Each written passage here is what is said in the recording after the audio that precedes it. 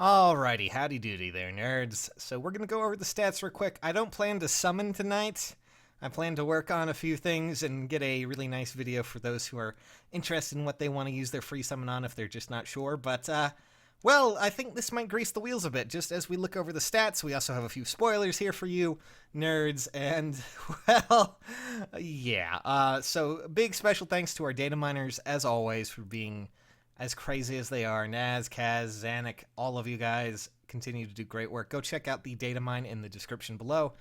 And, well, let's dive into the stats. Let's take a look at what's going on there and stop dilly-dallying. All right, so the thing about this is that technically you probably have seen their stats in the stream. Like, if you managed to snapshot it, you may have caught most of their stats except for Hector. But I will tell you that Hector has a pretty nice stat line himself. You know, just here's a few things that I will point out, though. Veronica looks like a really good stat spread for a staff unit. Not only that, but she has, what is it, a SOS weapon? I forget, Purse Cats or whatever it's called. But she has that built to do her weapon with Dazzling Staff and a lot of other nonsense going on there. She already has Wrathful Staff.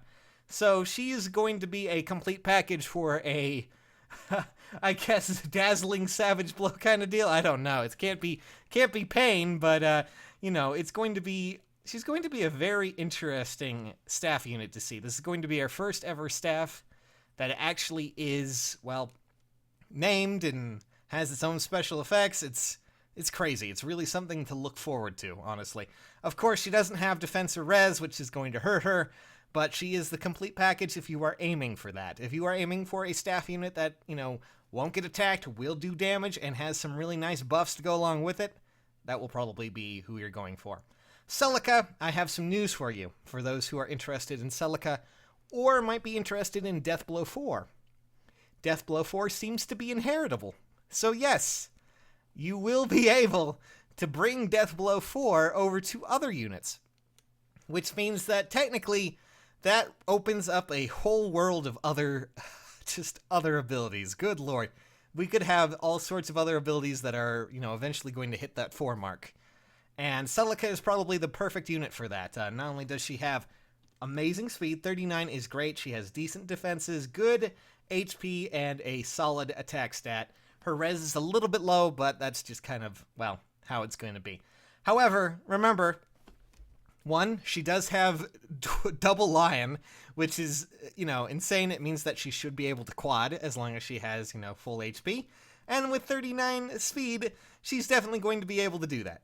She also has a lot more going for that, just on her weapon alone, a lot of her other skills, Deathblow 4, of course, so, my god, they are all looking so appetizing, really, they are.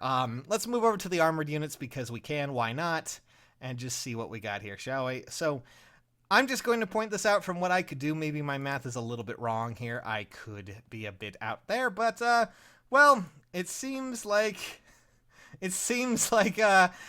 both of these armored units are about the, you know, the same BST. They seem to be 174 or so, which is nearly the top of it, but you need to remember that these units also have some insane abilities. Just to give you an example, Hector, of course, has Distant Guard already built into it. You know, Ephraim already has a guaranteed double as long as he has a hone or something on him, or something beneficial like Armor March, which he already has. So really, it's really very odd.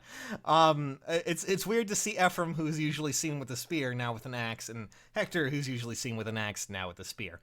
But let's just go over here real quick. 38 attack for Ephraim, 27 speed is not bad. That's actually fairly decent, and if you manage to get a boon in it, it might also help him out a little bit more too, so not bad. 37 defense is obviously really good. 26 res is, you know, probably the weakest stat, but even then, that's not very weak. Now, Hector has a little bit more all around here. He lacks the speed, though, so he will get doubled a bit more, which could be disastrous for him if you know, if you find that a little bit, but you need to remember that he also gains defenses if he's attacked and all these other things. It's just gonna go crazy. He also has 37 attack, 28 res, 39 defense. My god. Honestly, the debate for me right now is really very difficult. I like all of these characters. I might go Celica instead for my free summon, and just go for all the other ones. Hector and Ephraim are really great in case you want to build an armor emblem team without having to invest too much. It's just a free summon away. Especially Hector, who already has distant... Oh, God. Distant counter with a built-in defensive ability. My goodness! The other thing that we need to address real quick is that GHB. A lot of you might be wondering who's in the GHB. Well, it's not someone related to any of these characters. Any at all. In fact, it seems to be a character from Genealogy of the Holy War. I will admit that I don't know the character well enough, so I'm not really going to say much about this, but it seems to be Jamke. I'm not really good at pronouncing his name. I apologize, but the only way we actually know that he's in the game is that there is a little icon for his GHB coming. So that might be something you guys are looking forward to. I need to see how you GHB, GHB fans, Genealogy fans are looking forward to that at all. Looks like there's going to be a lot of excitement in Heroes, guys. I will cover him more when we get more news on that. And with more information, I can actually, probably, hopefully, we can actually see what's going to happen there. But, oh boy. For those who are wondering, no data there for him yet. So, yeah. But... guys, with the stats out now, how do you feel about all these characters? Are you ready? I'm sorry, I'm just looking over all of these characters, but are you excited? Which character are you going for? Which one is your free summon? I will give you a better idea a little bit more tomorrow with a better edited video, but I figured I would just give you the stats so you get a better idea before, the summon banner actually comes out. So, there you nerds go. Have fun. I'll see you soon. Bye-bye.